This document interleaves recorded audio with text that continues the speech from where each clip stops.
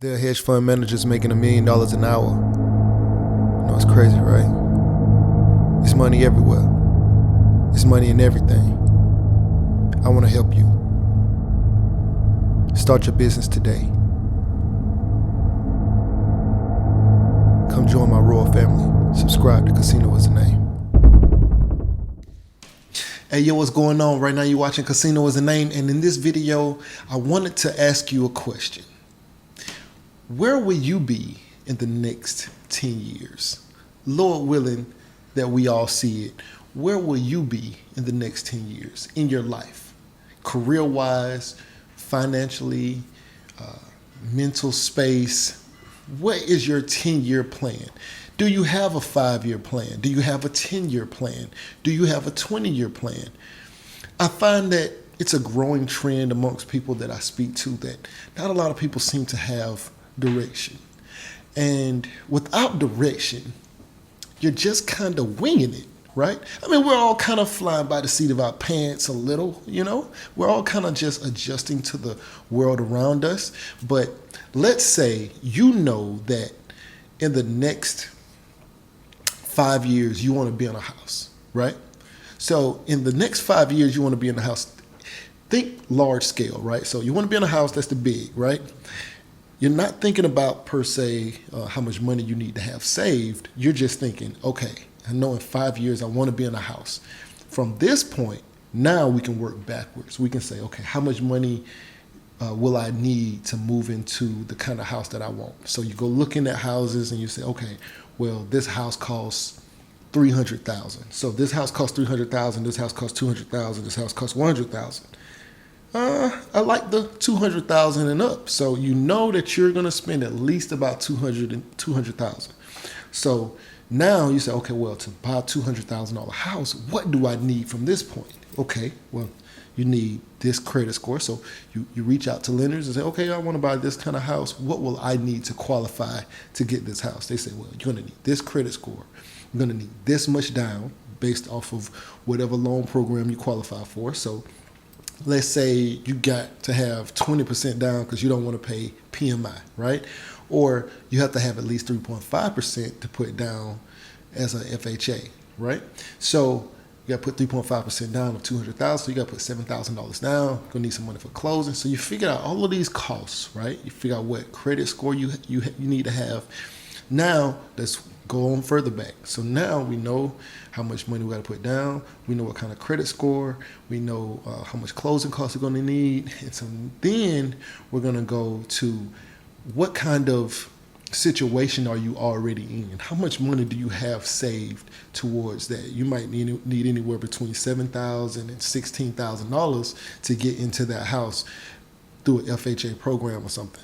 So you're like, okay, well, how can I get to $16,000 in the next 5 years?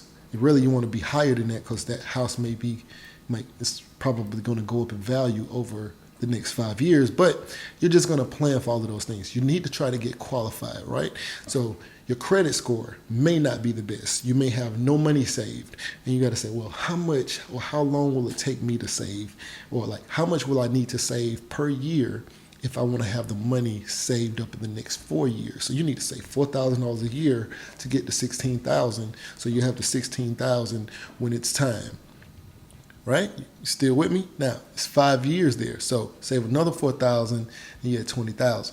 But you save $4,000 a year. In that period of time, you're also like, well, I have a 500 credit score. What can I do about that? You know, well, first, you don't even know what your credit score is, so you got to pull your credit, right? But this is all things that go with the plan. I always start with the large goal, right? If I want to say this house and my other house, I have all my houses paid off. I won't have any car debt. I won't have any student loan debt. I won't have anything in the next 10 years, right? So I know that's the big, right? I want to be completely debt free in the next 10. And so as I'm working through that, right, I want to have all my houses paid off in the next 10. So I work backwards. How much will it cost me to pay off all of my houses? Then I work backwards. I work, pay off all of my student loans. How much will it cost to pay off everything, right? To be completely debt free In the next 10 years, I just work backwards and I put myself in that best position. So let's say in the next 5 years, we're back talking about the next 5 years. You want to be in that house in the next 5 years. So you know what your credit score is now because you've pulled your credit score, because now you know you need at least a 620 or 640 or whatever the lender is saying that you need. So you pull your credit score. So now you see, okay, well, you got a 500 credit score and these things are not in the best shape. You know, you find out what things are hurting your credit. You find out what things can help improve your credit, and you start doing those in month 1, month 2, month 3. You start putting these pieces together. So you can say, well, in the next year, I want to have, or the next 2 years, I want to have that credit score that's going to get me qualified, and I need to maintain that credit score. So you start putting these things together over the next 2 years. So now in the 2-year time frame, your credit score is right. Also, you're in a position, because even to qualify for the $200,000, they're going to say, well, you got to have XYZ salary, right? You're going to need to make enough money in order to pay these things or whatever. And if you have any other outstanding debts that might be hurting your debt to income ratio, you need to get those things in check. So you just start working towards those things over the next 4 or 5 years. And at your 4-year mark, you could be ready already to start moving into a house like that. But at your 4-year mark, you know, well, my 5th year mark is my cutoff. So my 4th year, I want to be prepared to move into that house, but it might take me some time to look for this space. And as you're putting yourself in these positions, you'll see that your plan has prepared you, and you're in much better shape, right, than you would be if you were just, well, I'd like to be in a house, or I want to be in a house, but you have no real plan. And you don't have a real time frame. You end up renting for 20 years. It happens, believe me. And so having a plan could completely change the whole shape of your future, your life. The only reason I got here, see, I grew up in apartments, right?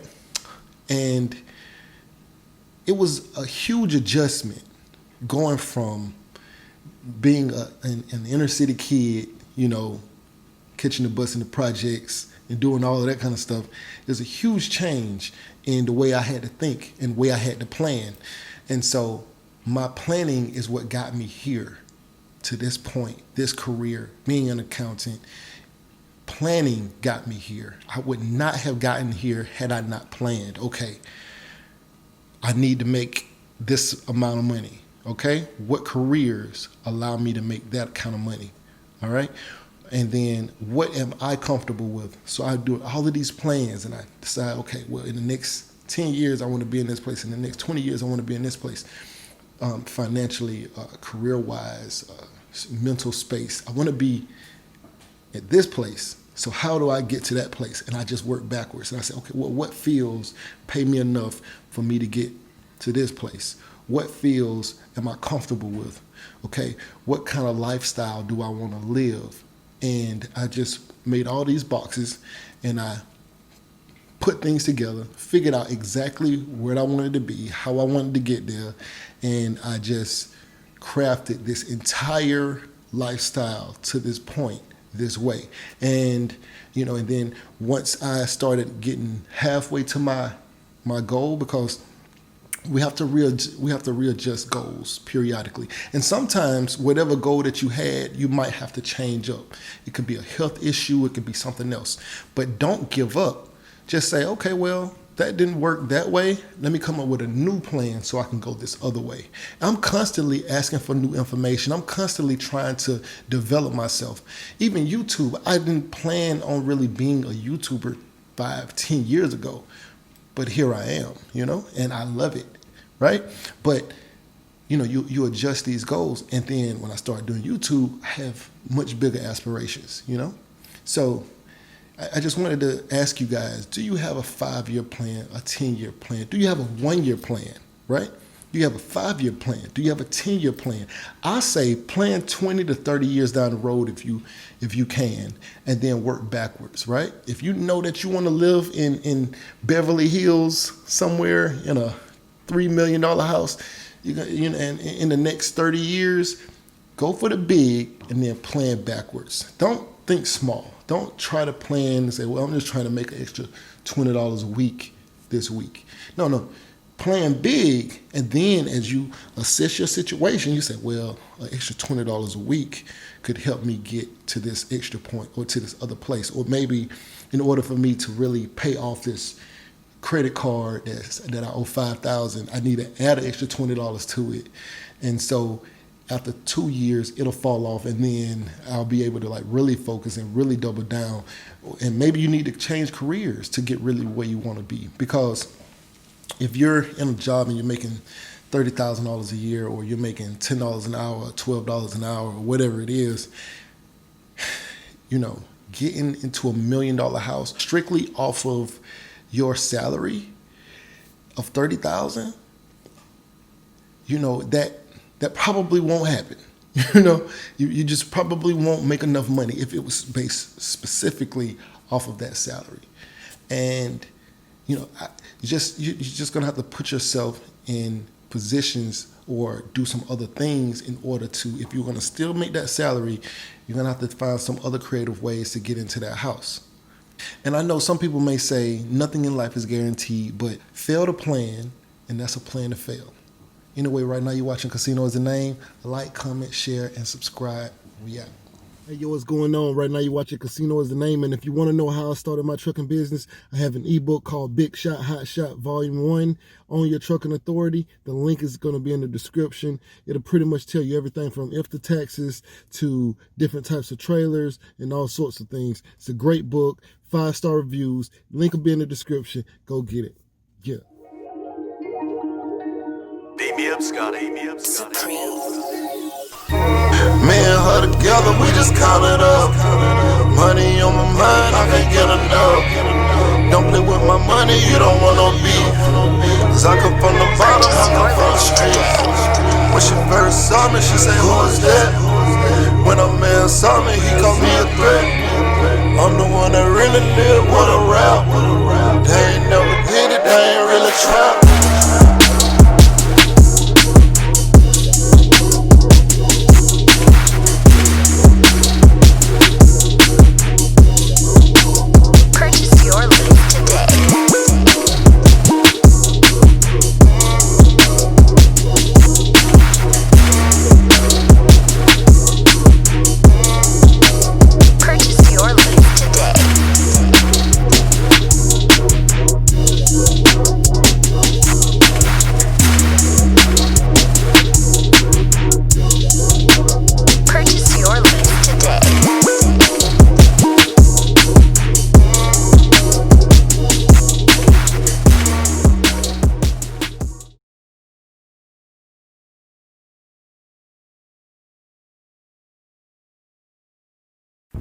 You say you want to be successful, but what's stopping you?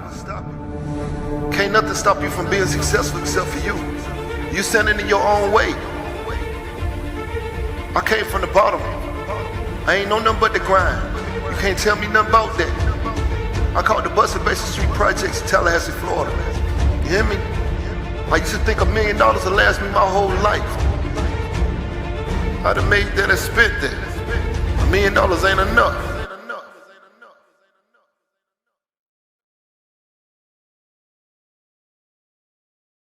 There are hedge fund managers making $1 million an hour. It's crazy, right? It's money everywhere. It's money in everything. I want to help you. Start your business today. Come join my royal family. Subscribe to Casino is the Name.